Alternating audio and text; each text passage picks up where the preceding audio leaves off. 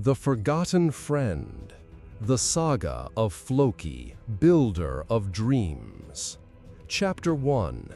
The Man Who Laughed at the Gods. In the sagas of Ragnar Lothbrok, his raids, and the rise of his sons, one figure appears again and again in the shadows, a man unlike any other. He was not a king, nor a warrior famed for his strength. He was not remembered for great conquests or the blood of countless enemies. Instead, his legacy was carved into the wood of ships and etched into the hearts of those who sailed with him. His name was Floki. To call Floki merely a shipbuilder would be to miss the essence of who he was. He was a trickster, a dreamer, and, to some, a madman. His laughter often echoed when others felt fear. His words carried riddles when others sought clarity. And his eyes seemed fixed not only on the world of men, but on the unseen realms of the gods. In him burned both genius and madness, inseparable, like the flame and the smoke that rise from the same fire. The people of Kattegat whispered that Floki was touched by Loki himself, the trickster god of old. His mannerisms, his sly grin, his sudden fits of fury and joy, all reminded them of the mischief maker from the ancient tales. Floki never denied it. In fact, he reveled in the idea, calling himself the child of Loki, destined to live between laughter and chaos. And yet, beneath the eccentricity, there was brilliance. Floki's hands knew wood as if it were flesh and bone. He could see the shape of a ship before the first tree was felled. To him, the forest sang with potential, every oak and pine holding secrets of the sea. Others built boats that floated. Floki built ships that flew across the waves. His designs were sleek, his craftsmanship unmatched, his creativity boundless. Without Floki, Ragnar's path to glory may never have been possible. But Floki was more than a craftsman. He was a friend, perhaps Ragnar's truest companion. Their bond was strange, born of shared vision and mutual respect. Ragnar dreamed of lands beyond the horizon, of England and Francia, of kingdoms rich with gold and knowledge. Floki, with his wild spirit, was the one who gave those dreams wings, or, more fittingly, sails. Yet Floki's nature was restless, untamed. He never fit neatly into the patterns of men. While others knelt to pray, Floki raged against the spread of the White Christ, clinging fiercely to the old gods of the north. To him, Odin's ravens still circled above the battlefield. Thor's hammer still cracked the sky. And Loki's cunning still shaped the fates of mortals. The new religion was poison, a threat to all he held dear. This faith, or fanaticism, would later shape his choices and cast shadows over his life. Still, in those early days, Floki was the man who laughed when storms rose, the man who saw destiny in a plank of wood, the man whose madness built the very vessels that carried Ragnar into legend. He was a spark, unpredictable, dangerous, beautiful, that lit the fire of an age. In the story of Ragnar Lothbrok, kings and warriors are remembered. But in the story of Floki, we remember the man who stood beside Ragnar, not as a conqueror, but as the forgotten friend, the one who gave shape to dreams and laughed in the face of gods and men alike. Chapter 2. The Master Builder. There are many ways a man may leave his mark upon the world. Some carve it with the edge of a sword, others with words that echo across generations. Floki carved his with wood, shaping vessels that turn tides of history. From the moment he first laid his hands upon timber, Floki felt a communion that few could understand. Trees to him were not lifeless matter to be chopped and burned. They were living, breathing beings whose essence could be transformed into something greater. Where another man might see only a log, Floki saw a prow cutting through waves, a sail reaching for the wind, and warriors leaning into their oars as if into destiny itself. The people of Kattegat often shook their heads at him. They would see him wandering deep into the forest, eyes wide, muttering to himself, hands caressing the bark of ancient trees as though speaking to old friends. When he found the one he sought, he would laugh, sometimes with joy, sometimes with madness, and declare this tree was meant to be a ship. But Floki's genius was not in choosing the wood alone. It was in what he built from it. The ships that came from his hands were unlike any seen before. Where most long ships were heavy, built to endure, Floki sought grace and speed. He shaped the hulls narrower, the planks fitted with a precision that seemed otherworldly. His vessels cut through the sea like arrows in flight, gliding swiftly where others labored. It was this mastery that brought him to Ragnar. Ragnar Lothbrok was a man of dreams, visions of lands far beyond the horizon, rich with treasure and glory. But his dreams were shackled by the limits of the ships his people knew. The Western Sea was treacherous, its waves fierce, its depths unknown. Few dared to risk it. To Ragnar, the horizon was a challenge. To Floki, it was an invitation. One day, as the sagas tell, Ragnar came to Floki with an idea that most would have dismissed as madness. "I want to go west," he said, eyes gleaming with fire, "to a land beyond the sea, not just to raid the shores we know, but to cross the endless waters. They say there is England, rich and green. We will take what is ours."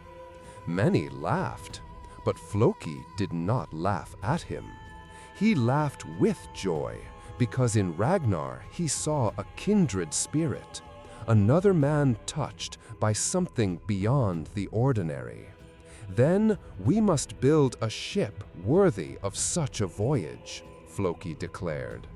And so began the work. For weeks, months, Floki vanished into his craft. His hands blistered, his eyes grew red from lack of sleep, but he pressed on. He did not build for men, he built for destiny.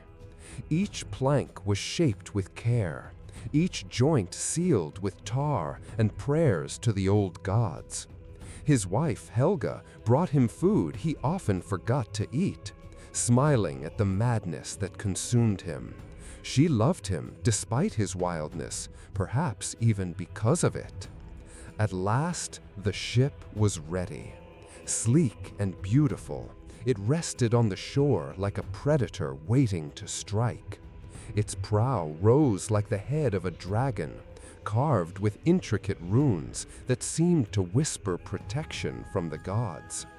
Its hull was light yet strong, built to ride the waves rather than resist them. Its sail, woven with bold stripes, billowed like the wings of a great bird. When Ragnar saw it, he knew at once that this was no ordinary ship. It was freedom given form.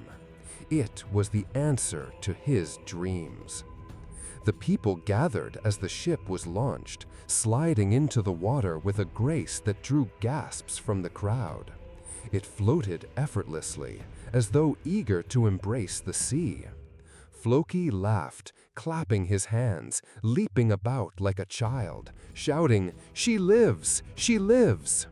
To him, the ship was not wood and cloth, but a living creature, born of the forest, destined to dance upon the waves. This vessel, crafted by Floki's genius, would carry Ragnar across the Western Sea. It would bring them to the shores of England, to riches and battles, to legends told for centuries. It was more than a ship. It was the key that unlocked a new world.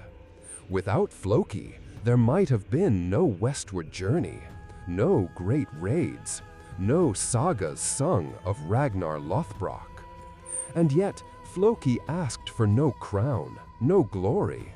His reward was the act itself, the creation, the laughter, the madness of giving life to wood and dream alike. In that moment, as the ship sailed into open water for the first time, Floki stood apart from the others, smiling his strange smile. They saw a builder. He saw a god's hand guiding his own. He believed it was Loki himself who whispered the design into his mind, who urged him to build, who laughed with him as the waves lapped against the new vessel. Thus, the master builder's work became legend, and with it, the forgotten friend of Ragnar carved his place in the saga, not with sword or crown, but with wood, wind, and the endless sea. Chapter 3: Ragnar's Companion. In every great saga, there is a bond that defines the story. For Ragnar Lothbrok, that bond was not only with his wives or his sons, but with a man who seemed his opposite in every way. Ragnar was bold, ambitious, and often practical, while Floki was eccentric, chaotic, and lost in the whispers of the gods. And yet, together, they formed a partnership that shaped the destiny of their people. When Ragnar first began to dream of journeys beyond the known world, many thought him a fool. Kings and jarls scoffed at his ideas. Priests dismissed him as reckless. But Floki listened. In Ragnar's eyes, Floki saw the same spark that burned within his own, the willingness to defy fate, to push against the limits placed by men and gods alike. It was not just friendship, it was recognition, as though two pieces of a puzzle had found each other. Their companionship was unlike any other. Ragnar's strength lay in vision, his ability to inspire, to lead, to see beyond what others could imagine. Floki's strength was creation, the ability to take Ragnar's impossible dreams and make them flesh and wood. Together, they were a balance, Ragnar the dreamer, Floki the maker. It was on the first voyage westward across the open sea that their bond was truly tested. The waters were rough, the waves towering, the crew gripped by fear. Many cursed Floki for leading them into such danger with his madman's ship. But Floki stood at the prow, laughing as salt spray soaked his face. To him, the sea was alive, a testing ground of the gods, and the ship was his child, proving its strength. Ragnar watched him with admiration, realizing that this strange, unpredictable man had given him the very tool he needed to change the world. When they landed on the shores of England, it was Floki who ran first into the surf, arms spread wide, laughing as though he had reached Valhalla itself. To him, it was not just conquest, it was discovery, proof that his vision, his craft, could carry them farther than anyone had dared to dream. Ragnar followed with a smile, knowing that Floki's madness was, in its own way, a gift. But their companionship was not only forged in glory, it was also bound in hardship. There were nights by the campfire when Ragnar's warriors whispered doubts, when their loyalty wavered.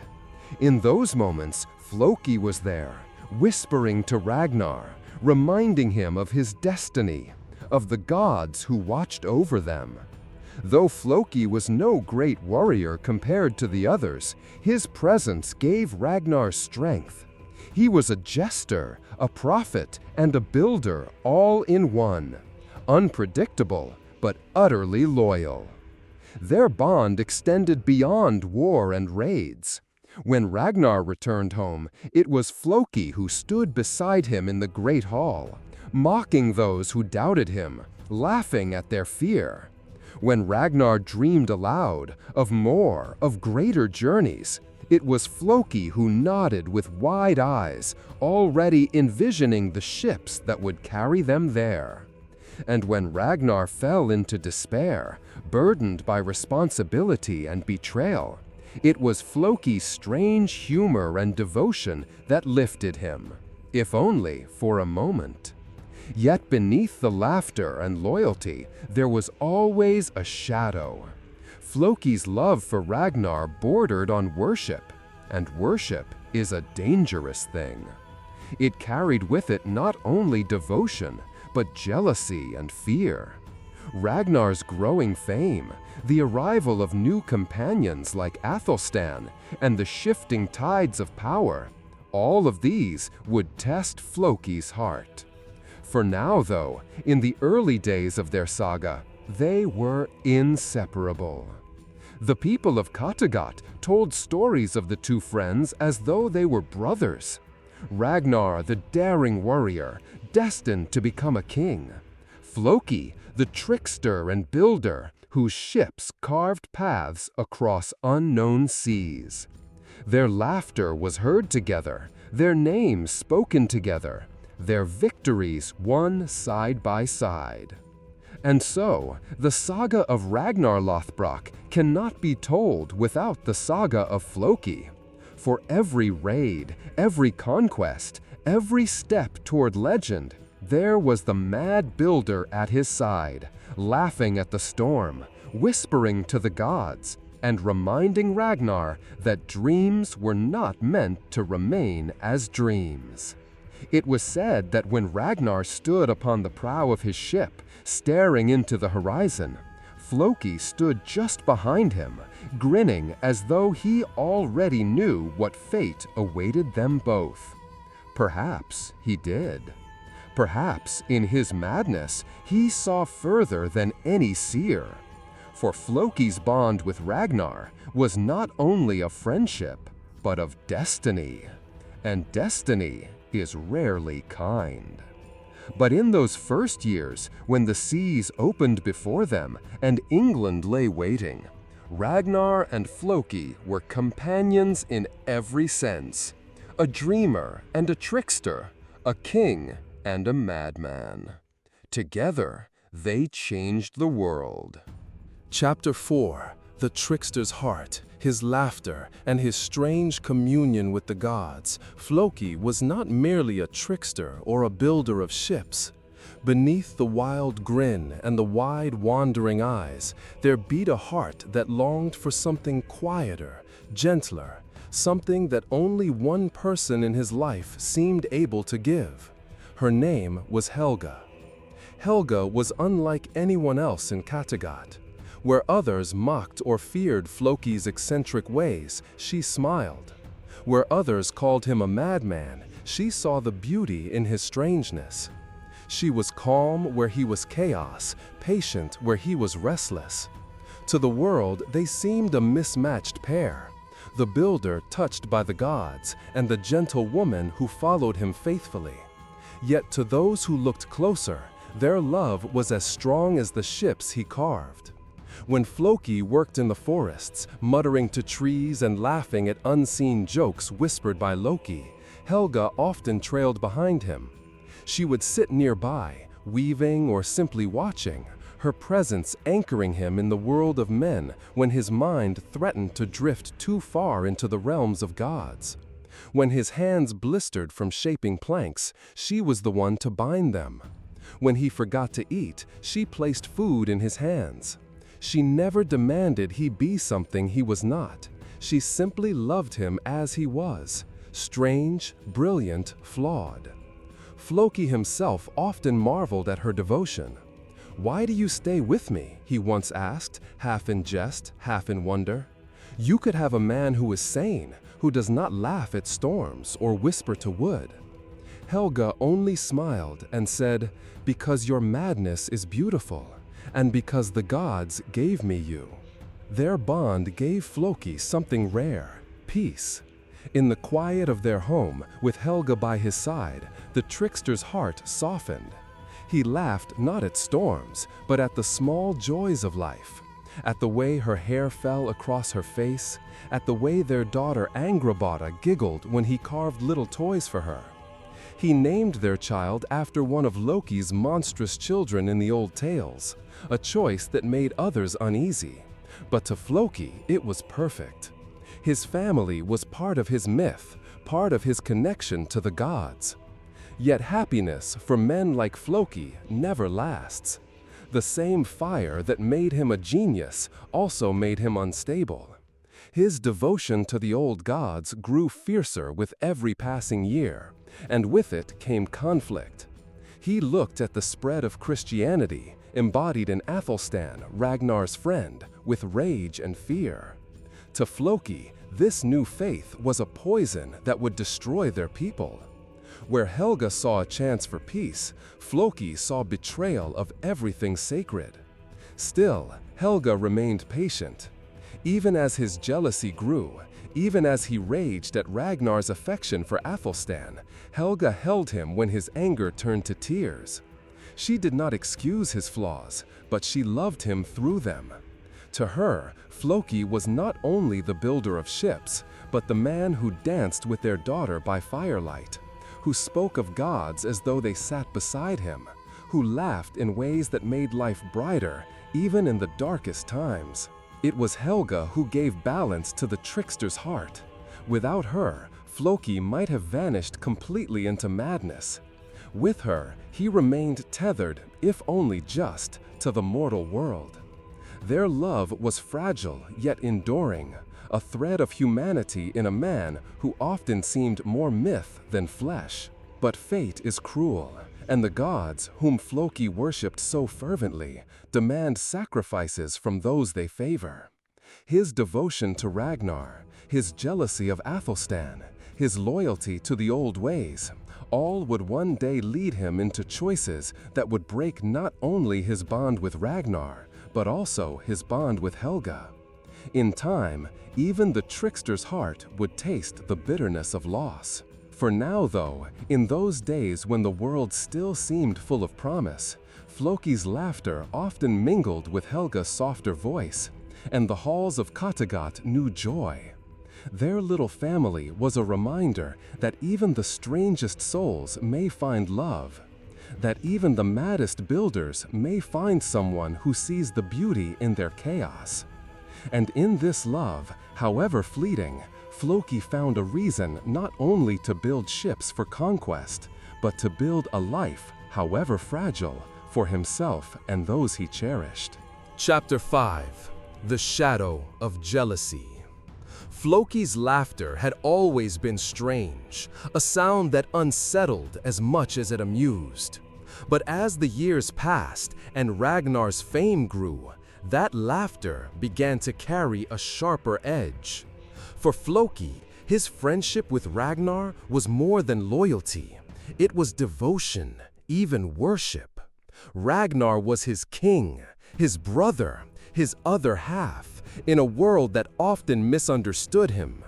To lose even a piece of that bond was unbearable. And yet, Ragnar's heart was not Floki's alone to hold. Into their lives came Athelstan, a foreign priest captured from the lands of England, torn from his church and his god, thrust into the world of the Norse. Where others saw only a slave, Ragnar saw something else. A mind curious and quick, a soul capable of bridging two worlds. Slowly, Athelstan rose in Ragnar's favor, not as a warrior, but as a companion, an advisor, a trusted friend. To Floki, this was a wound. He could not comprehend why Ragnar, who had the gods of their ancestors, would give his heart to a man who served the white Christ. Floki watched the two together, Ragnar listening intently as Athelstan spoke of distant lands and foreign ways, Ragnar laughing at his awkwardness, Ragnar showing him a trust once reserved for Floki alone. Jealousy coiled within him like a serpent. At first, Floki tried to mask it in jest.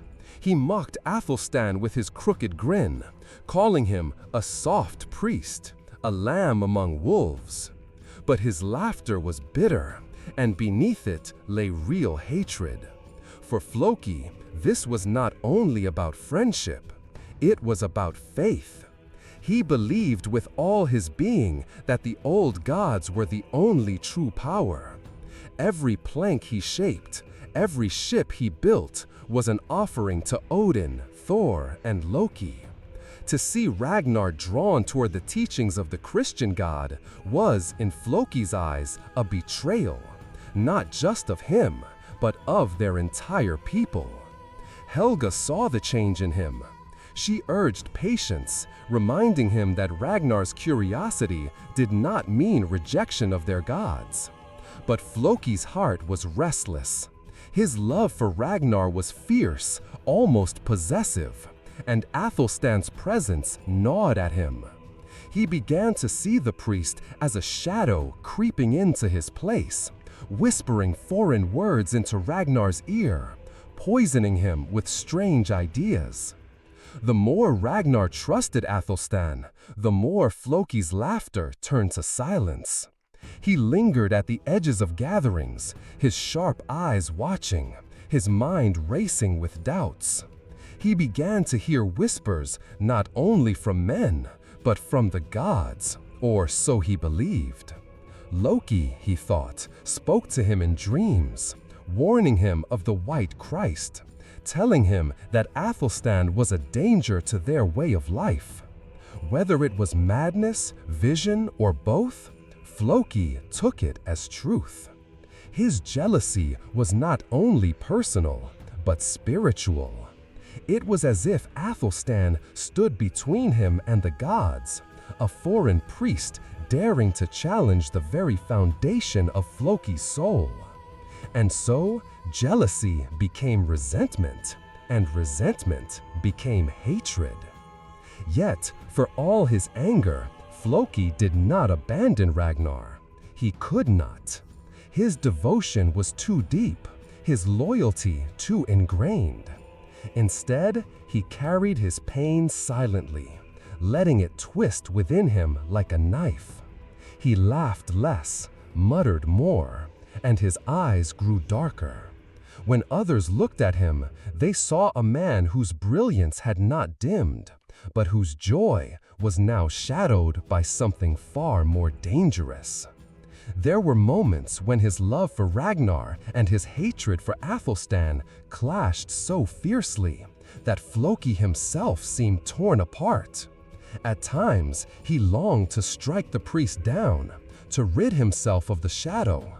At other times, he swallowed his rage for Ragnar's sake, waiting, watching, seething quietly.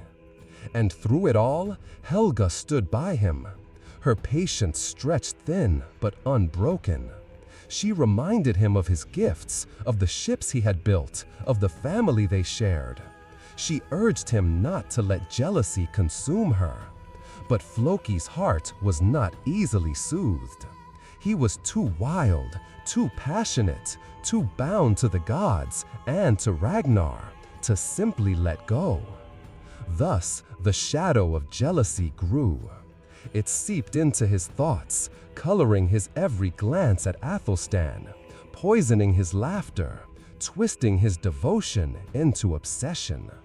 The man who had once laughed at storms now laughed bitterly at the presence of a single man, a priest whose friendship with Ragnar seemed to Floki an unforgivable theft. In the Saga of Floki, this jealousy marked the beginning of his descent. For though he loved Ragnar as no other, love corrupted by envy is a dangerous thing. And in the years to come, that shadow would drive him to choices that would change not only his own fate, but the fate of those he loved most. Chapter 6: The Wanderer. There was always something restless in Floki, as though he was born not for stillness but for movement. Even when he walked through the forests of Norway, he seemed already halfway gone, eyes fixed on horizons others could not see. The sea called to him, and with every ship he built, the call grew louder. When Ragnar became Earl of Kattegat and his raids turned bolder, Floki was never far from his side. But unlike many of the warriors who sought silver and fame, Floki's heart was drawn to something different. For him, the voyages were not only about plunder, they were about discovery.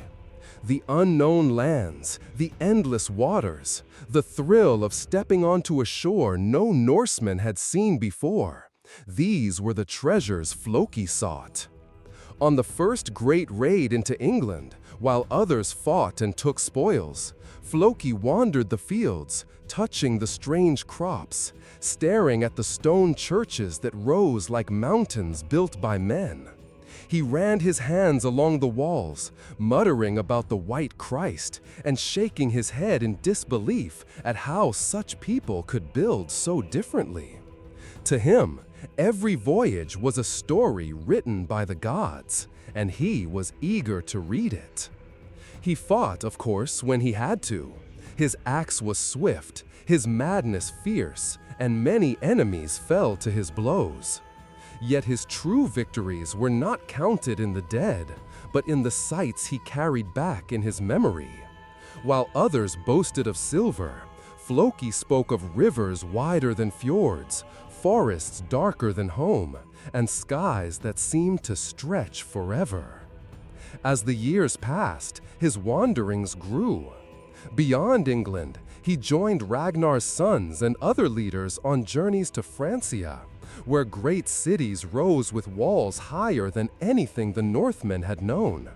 Floki marveled at their towers, their bridges, their ships of different make. He laughed in awe, but also in defiance. "They build with stone," he muttered, "but stone does not float. My ships are better. My ships carry the will of the gods." There was truth in his words. Time and again, it was Floki's creations that carried the Norse to lands far beyond their imagination. His designs allowed them to slip up rivers, to raid cities, to vanish as quickly as they appeared. Without him, the wanderings of the Norse might have ended at the horizon. With him, they stretched into legend. But Floki's wandering was not only of body, it was of spirit. He was never fully at peace, never fully at home. In Kattegat, he was surrounded by people who did not understand him. Even Ragnar, for all their bond, could not always see the depths of Floki's devotion to the old gods. Among strangers in foreign lands, Floki often felt closer to truth than among his own people. The unfamiliar stirred his heart, fed his madness, and gave him visions he could not explain. There were moments when, alone on the deck of a ship as it cut across moonlit waters, Floki would close his eyes and feel himself drifting between worlds. The sea was endless, the stars were countless, and in their silence, he felt the presence of the gods. He believed he heard Loki's laughter in the crash of waves, Odin's whisper in the rush of wind. To others, it was madness. To Floki, it was revelation. The more he wandered, the more he seemed to belong nowhere. He was a builder of ships, yet he himself was a ship without anchor, drifting ever onward. Kattegat was his home, yet he was never fully of it. Foreign lands fascinated him, yet he was always an outsider there. Floki lived between worlds, never settled, always searching. Helga followed him faithfully in many of these journeys, her presence a reminder of love and stability. But even she could see the change in him. The more Floki wandered, the more distant he became, even from those he loved. His laughter grew sharper, his devotion more consuming, his eyes more haunted. He was chasing something no one else could see, a truth hidden beyond the edge of the world. In time, these wanderings would lead him farther still, to places where not even Ragnar's dreams had stretched. For now, Floki was the wanderer, a man who built ships for others, yet seemed himself forever adrift. To his people, he was a genius, a madman, a trickster. To himself, he was something else entirely, a pilgrim of the unknown, walking a path only the gods could see. Chapter 7: Betrayal and Loss. The sea that Floki loved so much could be both gentle and cruel, and so too was his own heart. For though he was capable of love, laughter, and loyalty, he was also burdened with jealousy, fear, and fanatic devotion to the gods. And in time, those darker tides began to rise. The source of it was a man unlike any Floki had ever known, Athelstan. The Saxon monk brought from England had found an unlikely place in Ragnar's household and heart. To Ragnar, Athelstan was a bridge between worlds, a man of knowledge and wisdom. But to Floki, he was a threat, a foreigner who carried the poison of the White Christ into their lives. At first, Floki's laughter turned sharp whenever Athelstan spoke of his faith. He mocked him, sneered, called him weak. But beneath the jokes was a growing unease. Floki saw the bond between Ragnar and the monk deepen, saw the curiosity in Ragnar's eyes as he listened to Christian teachings. For Floki, this was betrayal, not just of friendship, but of the gods themselves. Ragnar listens too much, Floki muttered to Helga, pacing like a caged wolf. He opens his ears to the White Christ, and soon he will close his heart to Odin. Can't you see it? Can't you feel it? The gods grow angry. They whisper to me. They say it is Athelstan who corrupts him. Helga, gentle as always, urged patience. Ragnar loves you as a brother, she said. No month can change that. But Floki was not soothed. To him, this was no mere rivalry. It was war for Ragnar's soul. The tension grew like storm clouds, and in time, it broke. In the dark of a forest, away from the eyes of others, Floki took Athelstan's life. Some say he struck in cold blood, guided by his jealousy and rage. Others whisper that he believed the gods demanded it, that his hands were but their instruments. Whatever the truth, when Athelstan's blood stained the earth, it was more than one man who died. Something broke in Floki, and something broke between him and Ragnar. When Ragnar learned of the monk's death, his grief was raw, his rage terrible. He had loved Athelstan as deeply as a brother, perhaps more. To lose him in such a way, murdered, and by Floki's hand, was a wound that never healed.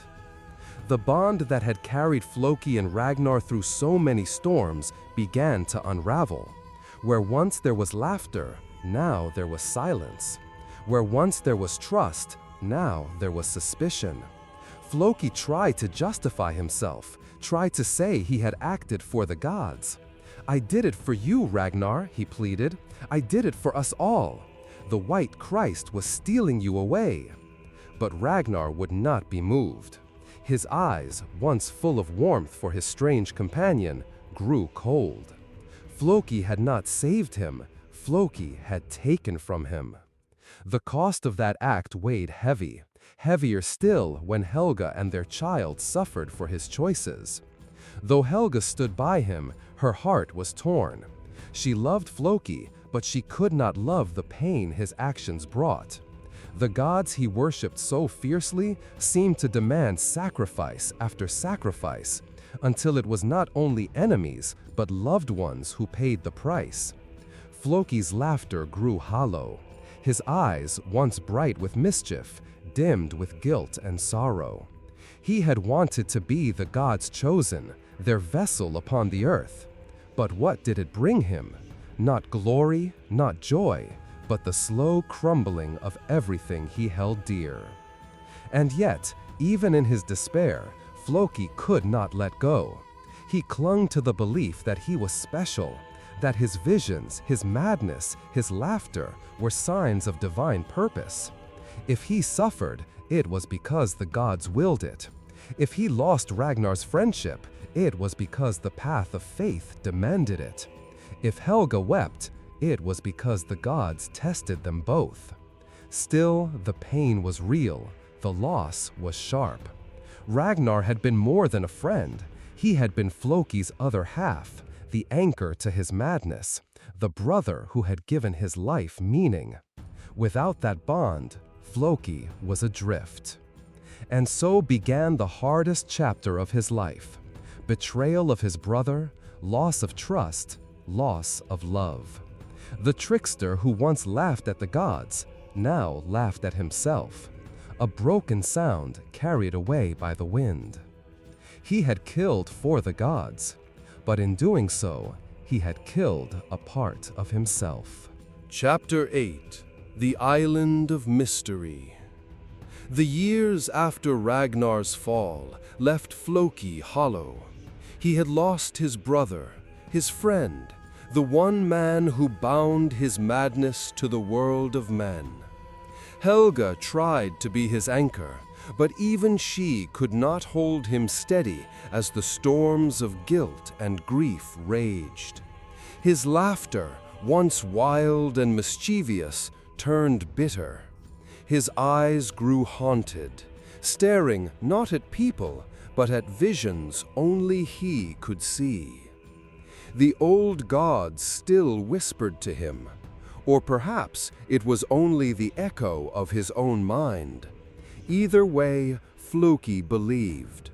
And when the burden of Kattegat grew too heavy, when the weight of his sins threatened to crush him, he sought a new beginning, not in blood, but in discovery. Word had spread of a land far to the west. Sailors spoke of an island unlike any other, a place of fire and ice, where the earth itself boiled and breathed. To most, it was myth. To Floki, it was a sign. He became convinced that this land was the gift of the gods, a place where he might build a new settlement, free from the corruption of kings and priests, free from the shadow of Ragnar and the White Christ, a land where the old gods might walk once more. So he set sail, alone at first, then with followers drawn by his strange conviction. They crossed the endless sea, guided not by maps, but by the visions in Floki's mind. The journey was long and cruel. Storms battered their ships, waves rose like mountains, and more than once death seemed certain. Yet Floki laughed through it all. "The gods are testing us," he shouted into the wind, his voice half prayer, half madness. When at last they reached land, the sight stole their breath. Jagged mountains pierced the sky. Glaciers shimmered like glass, and rivers of fire ran from the earth itself. Smoke curled from the ground. Hot springs bubbled with strange power, and the air smelled of both life and death. Floki fell to his knees, tears streaming down his face, and cried out, "Here, here is the land the gods have given me. Here I will build their temple." To his followers, the island was both wonder and terror. Some saw opportunity, others only hardship. The soil was harsh, the winters brutal. Food was scarce, and the land itself seemed alive, shifting and groaning as though resenting their presence. But Floki was unshaken. He wandered the valleys and mountains with the awe of a child, speaking to the rocks, the waters, the sky, as though they were old friends. To him, every geyser was the breath of Thor, every eruption the laughter of Loki, every glacier a gift from Odin's hand. He built altars, carved stones, and offered prayers in secret places. He urged his people to trust him, to endure the trials. "We are chosen," he said. "We are the first. The gods demand sacrifice, but in return, they will bless us with a home beyond imagining." But not all shared his faith. Hunger gnawed at them. Cold killed the weak, and despair took root. Whispers grew. Floki was mad. Floki was cursed. Floki had led them to death, not salvation. Yet still he smiled. Still he laughed. Still he insisted the gods would provide. For Helga, it was harder. She saw the toll it took on their people, on their child, on herself. She loved Floki, but she saw that his visions carried them not to peace, but to suffering. Her eyes filled with sorrow as she watched the man she loved slip farther into obsession. Still, she followed, for love, for hope, for the chance that he might yet be right. The island tested them all. Some perished, some fled, some cursed Floki's name. But he endured, wandering the land as though it were his kin. He seemed less a man and more a spirit, drifting through mist and snow, laughing at storms, speaking to fire. And yet, for all his faith, for all his devotion, he found no true peace. The gods did not speak to him as clearly as he wished. The land, though beautiful, remained harsh and unforgiving. His people, once eager, grew weary. Even Helga's love could not silence the doubts. In the end, Floki was left with more questions than answers. Was this truly the land of the gods, or had he only chased another dream? Was he chosen, or only cursed? The island held its mysteries close, revealing wonders but withholding truth. Still, for Floki, it was enough. He had wandered to the edge of the world, and there he found beauty no silver could buy, no conquest could claim. He had sought the gods, and in the roaring geysers, the shuddering earth, the frozen peaks, he felt their presence. Perhaps that was all he had ever wanted. Floki had found the island of mystery. But whether it was a gift or a punishment, only the gods, and perhaps Floki himself, would ever know. Chapter 9. The Lonely Seer. The land of fire and ice had tested Floki, and in the end, it claimed nearly everything from him. His dream of building a new home for the gods had crumbled. The followers who once believed in him had turned away. The harshness of the land had broken their spirits. Even Helga, his beloved, had been lost to sorrow. Without her warmth beside him, the island grew colder still. Alone, Floki wandered. He no longer sought to build, no longer sought to lead. His hands, once busy with axes and planks, now clutched only a staff as he drifted from valley to mountain, from glacier to geyser. His laughter was softer now, tinged with sadness, echoing faintly in the mist. The people of Kattegat spoke of him as if he had vanished into myth. Some said he had died. Others whispered that he had become something more than human, a spirit roaming the island's haunted landscapes. For Floki himself, it hardly mattered. He had shed the burdens of men, ambition, loyalty, vengeance, and lived only for the strange communion he felt with the land and sky. The island became his temple. He watched the rivers of fire flow and believed he saw Loki smile in the molten glow. He stood by the roaring geysers and thought he heard Thor's laughter. He gazed at the endless night sky and whispered prayers to Odin, certain that the All-Father watched him through the stars. But loneliness was a cruel companion. The voices of the gods were never clear. They came in fragments, in whispers carried by wind and water. Were they truly speaking, or was it only the echo of his own mind, desperate for meaning? In the silence of his solitude, Floki often asked himself that question. And yet, he could not stop believing. Faith had carried him through blood and betrayal, through loss and sorrow.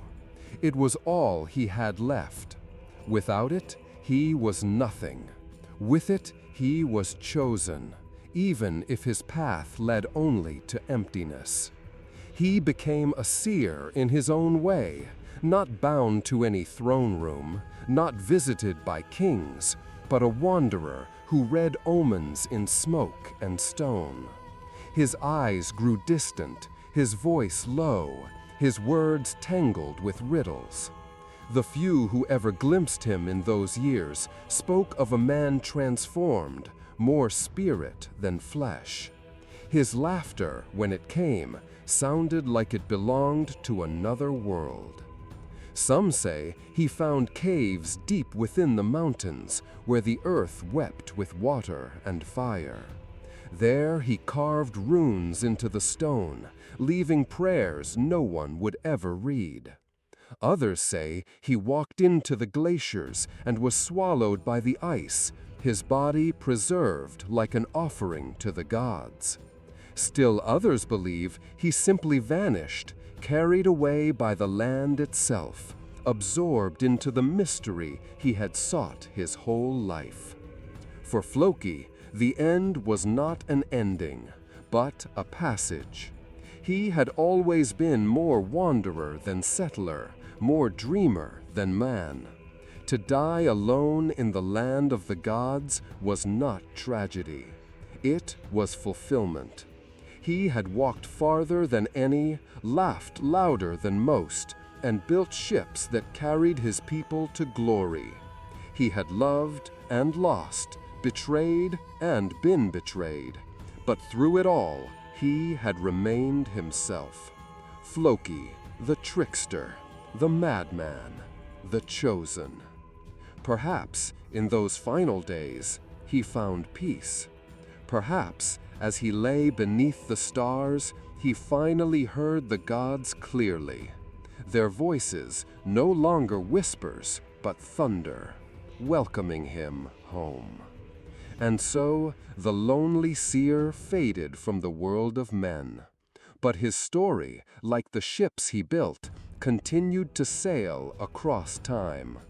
The name of Floki was remembered not only as Ragnar's friend, nor as the slayer of monks, nor as the mad builder of boats.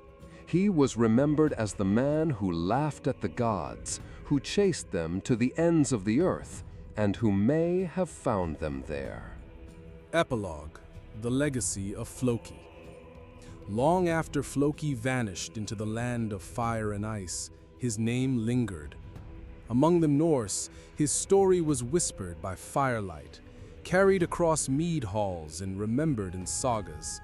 Children laughed when they heard of his strange ways, of the man who painted his eyes black and giggled in the face of battle.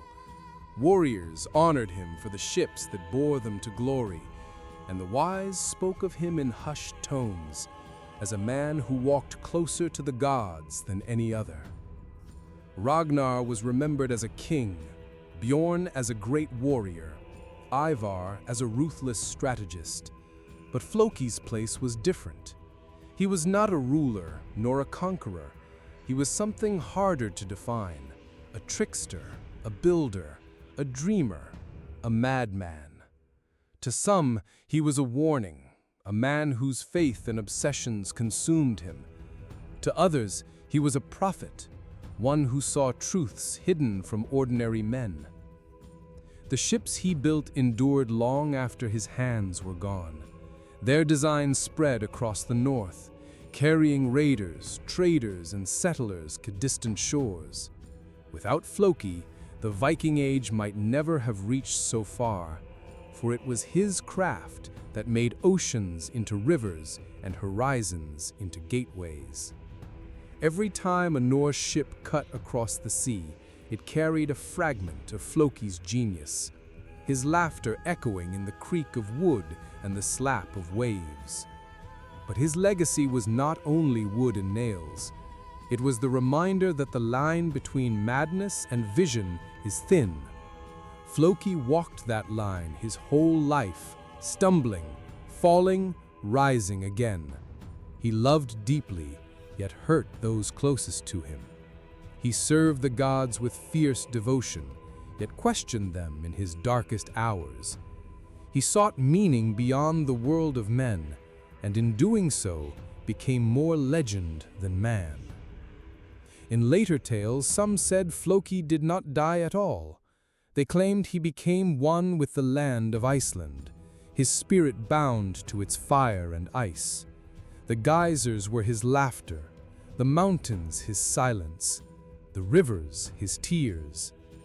Travelers who felt unease in the lonely valleys would whisper that Floki still wandered there, watching, waiting, laughing softly in the mist. Others believed he found the gods he sought, stepping into their realm while still alive. For how else could one explain his visions, his creations, his uncanny bond with forces greater than himself? Was he touched by Loki, favored by Odin, chosen by the Norns? Perhaps. Or perhaps he was only a man whose mind burned brighter and wilder than most, too bright to remain at peace. What is certain is this: Floki was unforgettable.